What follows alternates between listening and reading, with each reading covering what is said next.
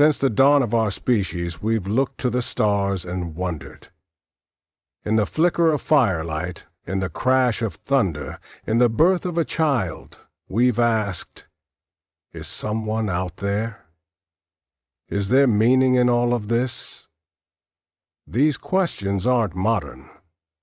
They are ancient. And the search for their answers has given rise to one of the most enduring ideas in human history: God. But what do we mean when we say God? Is it a name, a power, a presence? Is it the creator of all things, or the still voice within us? The answer is as varied as the people who seek it, and yet across cultures, across time, a pattern emerges. A pattern of reaching, hoping, worshiping, and wondering. The story of God is not just about religion. It's about us. In Mesopotamia, the first cities rose beneath ziggurats built for the gods. In Egypt, gods guided the sun across the sky. In India, the divine appeared in many forms, each one a reflection of life's complexity.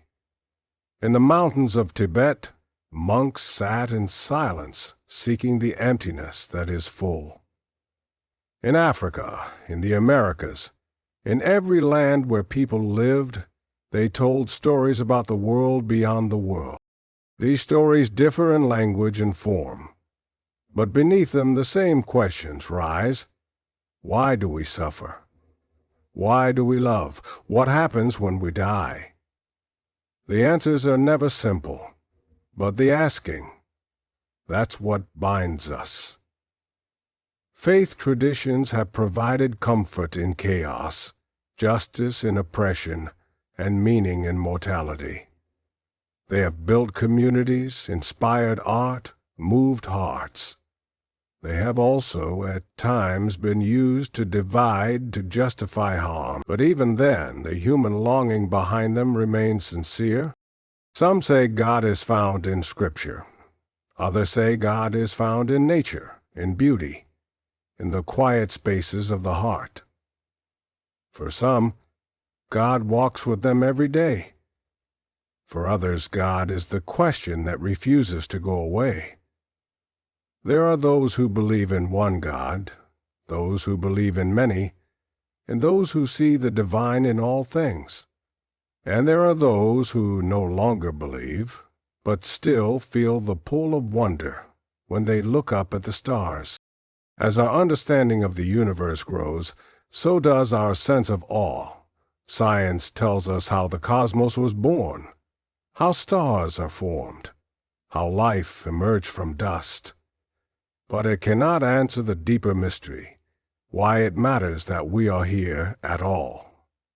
And that is where faith still speaks, not as an enemy to knowledge, but as its companion. Science gives us understanding, faith gives us meaning.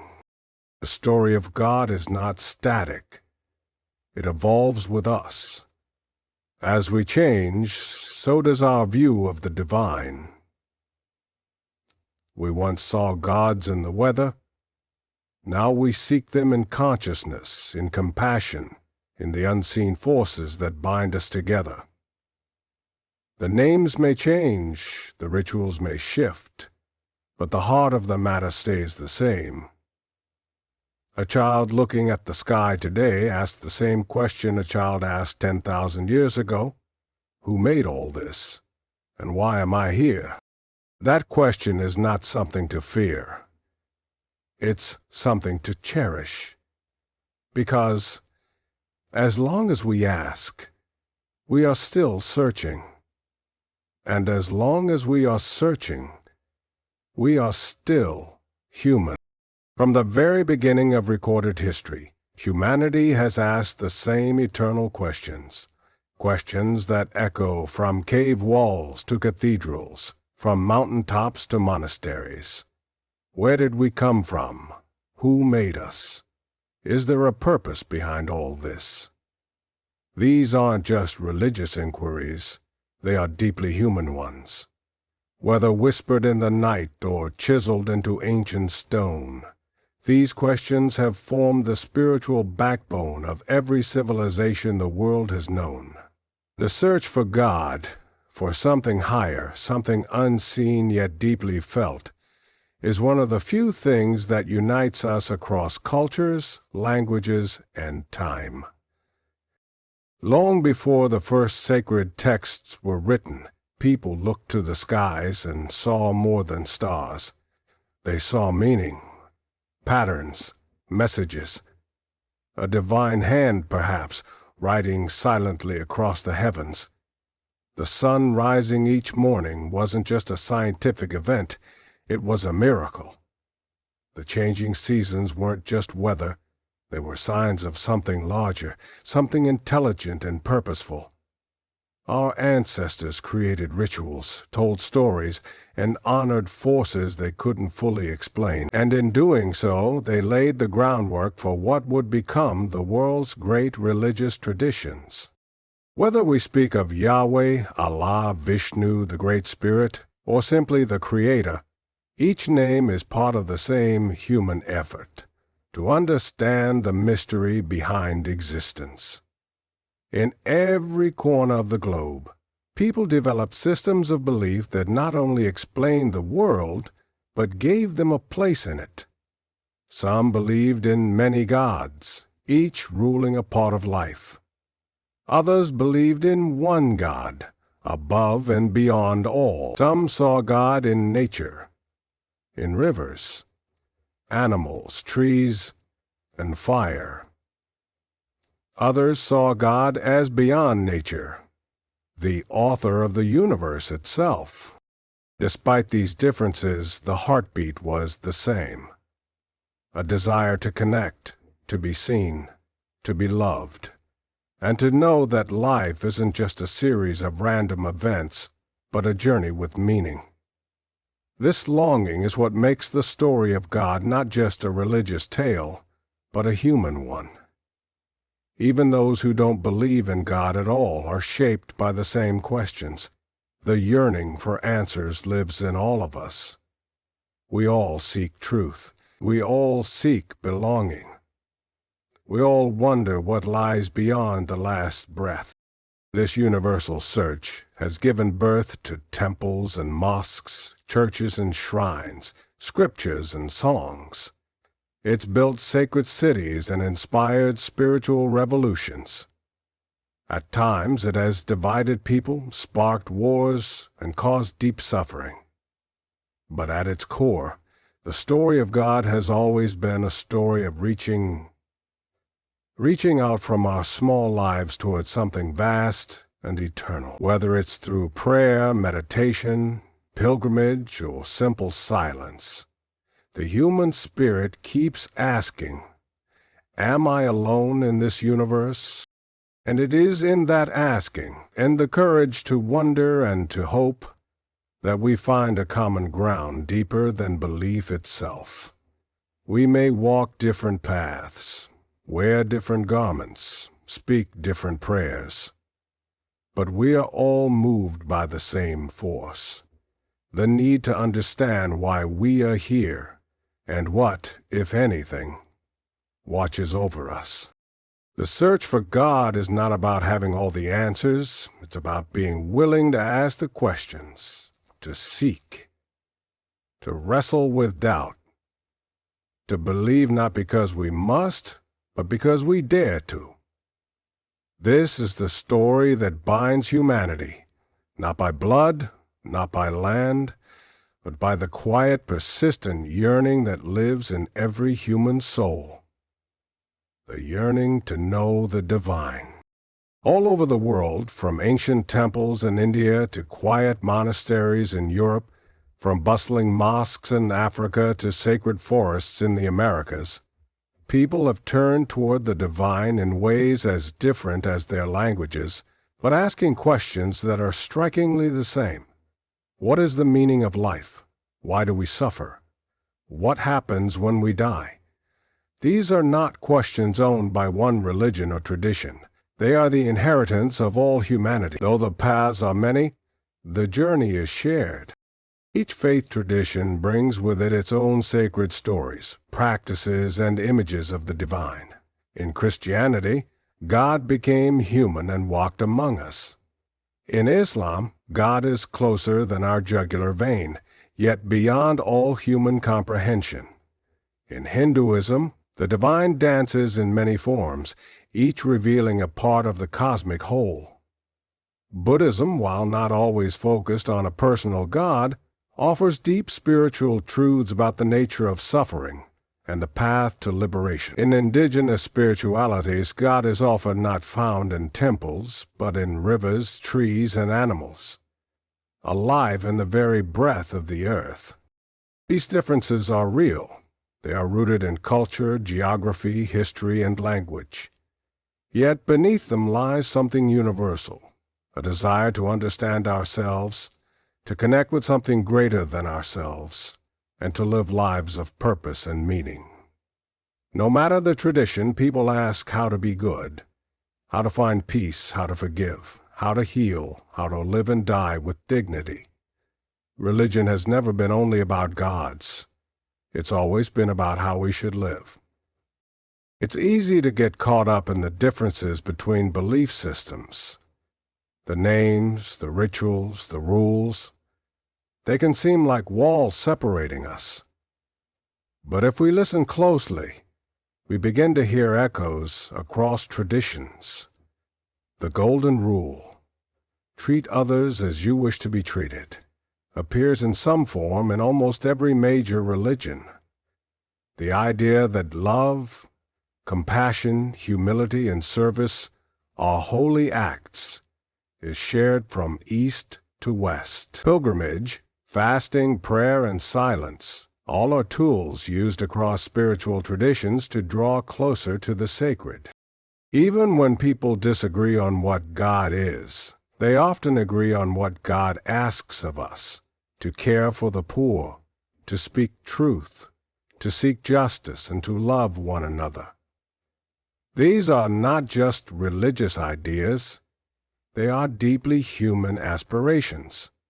Religion, at its best, has helped communities hold on to hope in dark times, find forgiveness in the face of betrayal, and discover joy even in hardship. It has taught people to see the sacred in others, to honor life, and to believe in something better than what we see today.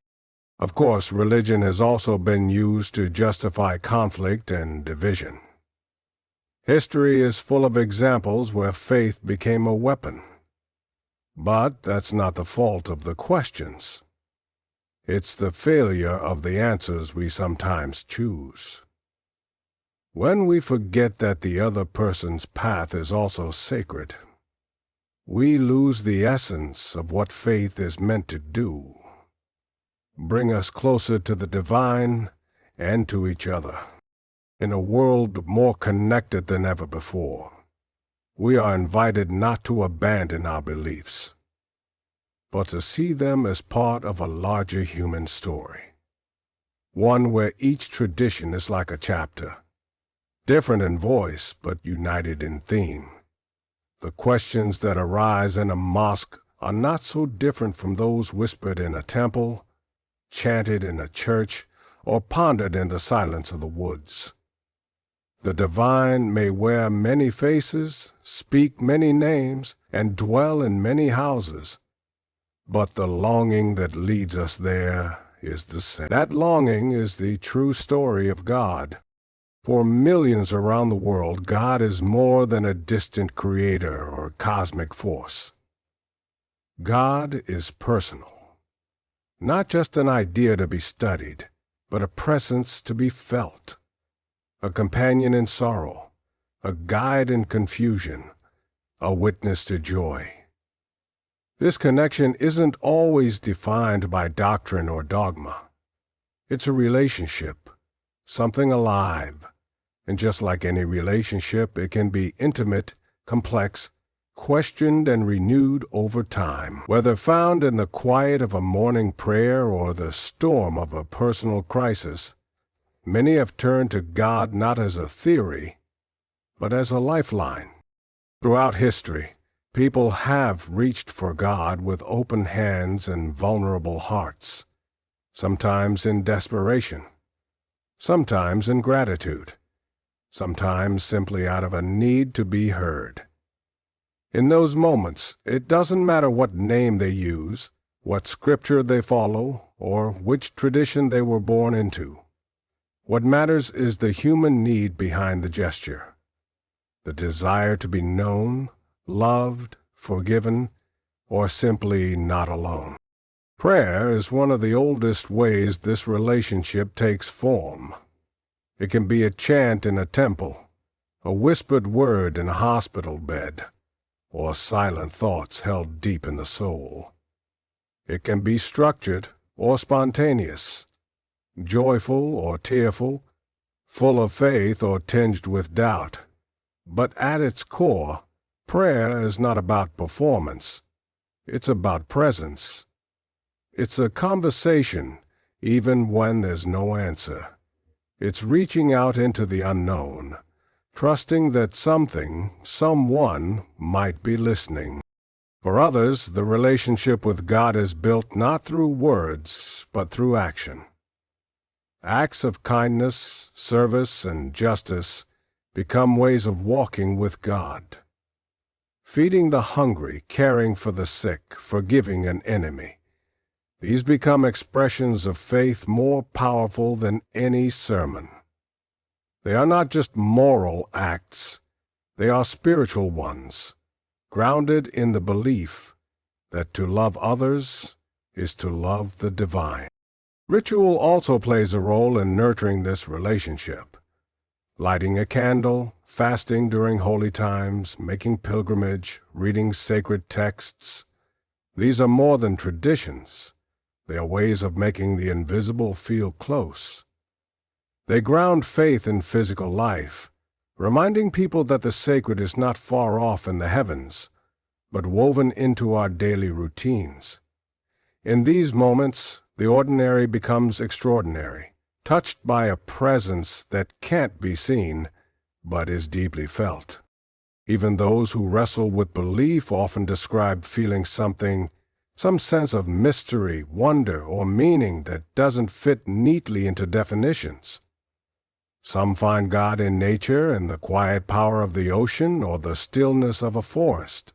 Others find it in music, in art, in the birth of a child, or in moments of unexplainable peace during chaos. For them, God may not be a figure with a name, but rather the feeling of being part of something greater, something that holds all things together. Sometimes they feel that the feeling of being part of something greater, something that holds all things together, the feeling of being part of something greater, something that holds all things together. And there are moments in every life, moments of pain, loss, doubt, when people wonder if God is still there. It's in these seasons that the relationship is most tested, and sometimes most transformed. Some find their faith shaken, others find it deepened. But whether the path leads through certainty or struggle, the journey is still sacred. Because what matters is not having all the answers, but continuing to walk, to ask, to reach. God, for many, is not a destination. It's a presence that walks beside them, in love and fear, in joy and grief, in silence and in song. And in that walking, something beautiful unfolds. A relationship not built on perfection, but on persistence, on the belief that even in our smallness we are seen. Even in our wandering, we are not alone. That is the kind of knowing that goes beyond religion. It is the kind of knowing that touches the soul. For centuries, people have looked to the skies and the scriptures for answers about how the world began, why we're here, and where we're going. These questions, once the exclusive domain of religion, are now explored in laboratories and observatories. The rise of science has not replaced the need for God, It has reshaped how we ask the questions. As we uncover the vastness of the universe, the complexity of DNA, or the age of the stars, we are not necessarily moving away from the divine. In many ways, we are simply discovering more about the world that faith has always sought to understand. The relationship between science and spirituality is not one of conflict, but of conversation. Science asks, how? How does the sun burn? How did the universe begin? How do cells divide and evolve? These are vital questions, and the answers have transformed human life. Through science, we've cured diseases, flown through the sky, mapped the human genome, and peered back to the birth of the cosmos. It's a powerful tool for understanding the physical world. But science does not answer why we long for meaning, why we love, or why we grieve. It doesn't tell us how to live, what to forgive, or where to find hope when life hurts. That is where spirituality enters. Faith, in its many forms, speaks to the unseen. It addresses what lies beyond measurement and beyond certainty. While science gives us facts, faith helps us interpret those facts through the lens of purpose and moral responsibility. The two do not cancel each other out. In truth, they can deepen each other. The more we learn about the universe, the more awe we might feel. The more we understand the intricacy of life, the more reverence we might have for its source. For some, scientific discovery expands their sense of God rather than diminishes it. Think of the Big Bang, not as the end of faith, but as a beginning of wonder. A universe that exploded from nothing, expanding into something, still stretching outward. This is not just a scientific idea. For many, it is a spiritual mystery. What caused that first spark? Why is there something instead of nothing? These are questions science acknowledges but does not fully answer. And into that space many bring the language of faith, not as an enemy of science, but as a companion to its all. Similarly, neuroscience teaches us about the brain, about neurons and chemicals and perception, but it does not fully explain consciousness. Why we feel what we feel, why we dream, why we create. The mystery of being human remains no matter how much we dissect the brain or chart the stars. For some, this is where God is most present. Not in what we don't understand, but in what we do, and still find beautiful. There are those who believe only in science, and those who believe only in the sacred. But more and more people are beginning to see that these ways of knowing need not compete. They can inform each other. When we let science teach us about the world, and let faith help us navigate its meaning, we become more complete in our understanding. We stop seeing God and science as rivals, and begin to see them as two sides of the same human longing. The longing to know. We are creatures who measure atoms and pray in silence. We launch rockets into space and light candles in memory. We study the stars and still ask who placed them there. That is not weakness. That is the beauty of being human. We live between reason and wonder. And perhaps that is where the story of God continues. Not in opposition to science, but in partnership with it. Each revealing in their own way the astonishing mystery of existence.